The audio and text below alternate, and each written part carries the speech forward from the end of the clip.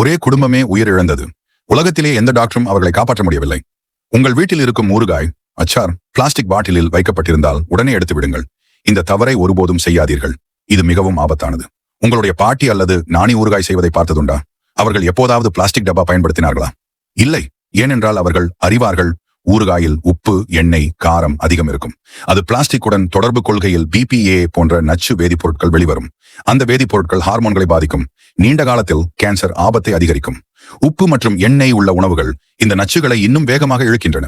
அதாவது விஷம் நேரடியாக உங்களுடைய உணவுக்குள் சேர்கிறது.